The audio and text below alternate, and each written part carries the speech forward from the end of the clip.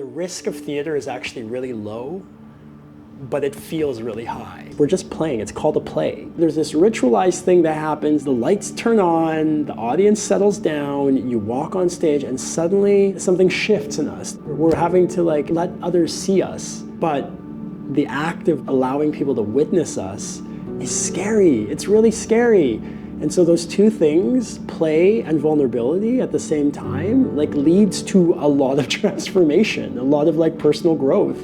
Hi, my name is Harmony Rose. I worked this summer with Theatre Terrific in their Dance Floor Memoirs. I was very excited to be the assistant director / choreographer for this work and enter into an already built community of inclusive arts practice. My name is Kevin Gesuino. I am the incoming artistic director of Theatre Terrific. Theatre Terrific is a 40-year-old nonprofit company that provides access to everybody making theater. Under the Theatre Terrific tent, we have a lot of people with different cognitive, physical abilities. Dance Floor Memoirs is an exploration of people's experience on the dance floor, the good and the bad. People were invited to think about their first dances, their last dances, the awkward dances, dances that they were taught, dances that they've done in community or that they do alone. They each crafted their own monologue, their own story. Many of them came up to me being worried that they weren't going to fit in, or they didn't know how to dance, or they were getting it wrong. And the thing I would tell them, you're already doing all of the things. You're bringing yourself, you're being authentic,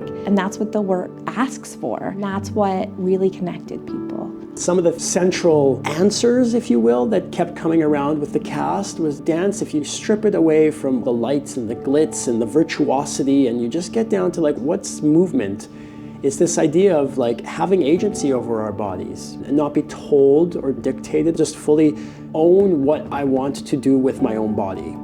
When Kevin first introduced his idea, I was in the same room with everybody else, and I was like, okay, we're going there. We're going all the way. I am inherently political whether I want to be or not, because I choose to perform. Because I cannot do a thing without making a statement about being a disabled artist that's on stage performing. As we kept working, it became less about this political ideology and more about politics of the body through joy.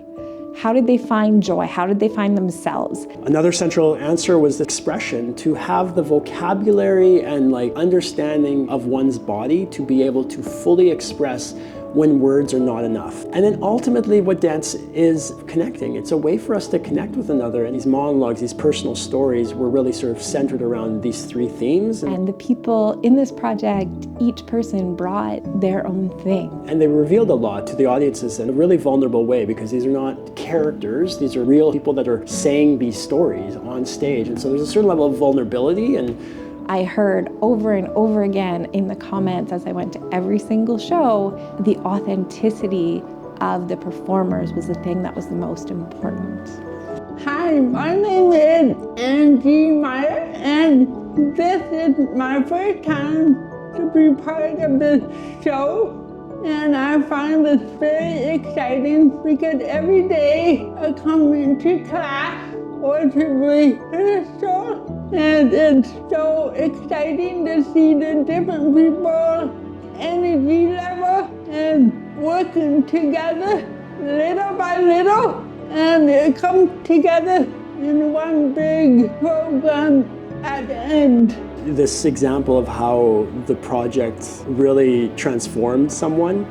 We have someone named Joseph who's brand new to our company. His monologue was all about a girl that left him on the dance floor, and he wallowed and fell into a dark hole and was depressed. When we took that into the show, I rewrote that scene and took his story and gave it a little bit more of a gift to him, to be like, you can do this alone. You don't need someone else to dance with you. You can own your light. The moment he walked into the theater that first day and he saw the chairs where the audience were going to sit, the lights are all set up, the set was made, and you could tell that his sense of pride and his sense of accomplishing something was really big. So when he came to first night, he nails that monologue, and in the monologue he's like, I don't need someone else to complete me. I am enough. This is my moment and I'm going to shine. And he breaks out into this song and dance. So empowering. I could see the empowerment and the transformation that he was having. Theater theater is not just an art form, it is like the place you go to personally develop. I cannot pinpoint as one person that had a transformative experience. I think it was absolutely everyone in the cast, from where they started to where they got to. And I think they got somewhere really exciting. And even during the run of the show, we kept seeing them find new things and bring new dynamics to the piece and learn more about this art we call acting. And it was so exciting. And maybe it didn't look the way they wanted it to look or thought it would look, but they found the essence of the story they were trying to tell. When something happens in theater that's not certain, that's not planned, there's actually a beauty in it. There's a beauty in the liveness. So when Angie went silent, and I think I was in the audience going, you can find it, you can find it, we're here with you. I was with you. Everybody in the audience was also with her. When that happened to Angie on stage on opening night, nobody knew the difference, frankly. I mean, the audience was like, she was probably taking dramatic pauses. Nothing was going wrong. We were just asking for a different tempo, you know, a different speed. That's the beautiful part. We can ride this line of like preparedness and also uncertainty. Both of those two things are like riding together when we make performance, right? Like even night to night, the show is not going to be the same. We have to be attentive to what emerges. Every moment is with me. Every step is a memory. Every moment is a story. It's a dance of life from the very beginning to the very end. We all just dance together. We dance together. You can't put a value on authenticity. Sometimes that's destabilizing, and sometimes that lets us anchor and feel supported. I think that in Theatre Terrific, that's exactly what we're doing. We are inviting people to come make theater, but the reality is it's community at the heart of it all. It's personal development, a desire to have your voice be heard. Something really powerful happens there that reveals to those people that they're able to do this. Connect, have agency in your body. Do you know what I mean? Like these are all easily applied to real life, your existence as a human. And then that's all done in the laboratory of theater. But really, these are lessons for life, you know?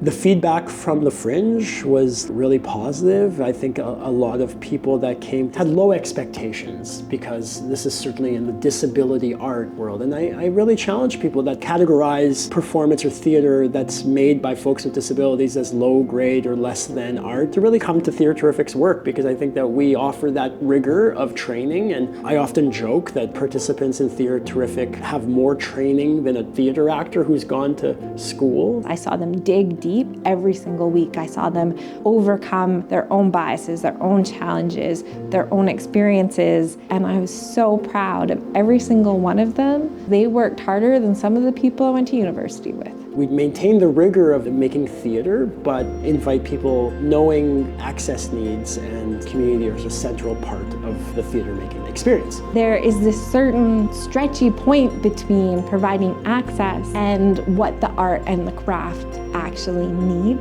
Sometimes that means we need to make changes up until the last minute to make the space safe for everyone. When I explained that and said we try our best, we're very receptive to say, I know, I understand, and I appreciate your forthright.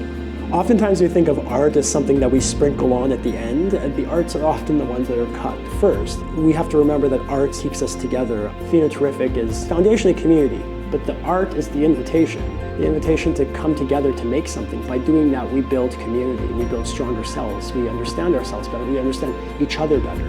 They made the choice to be in this production, they made the choice to keep working hard on this production. They kept making the choice to be so involved, and they were all very proud of the work that they did. And that's what really matters. It feels really rewarding and uplifting, and I took every minute from my heart.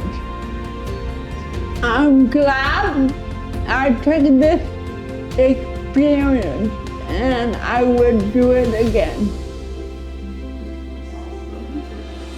That was so great.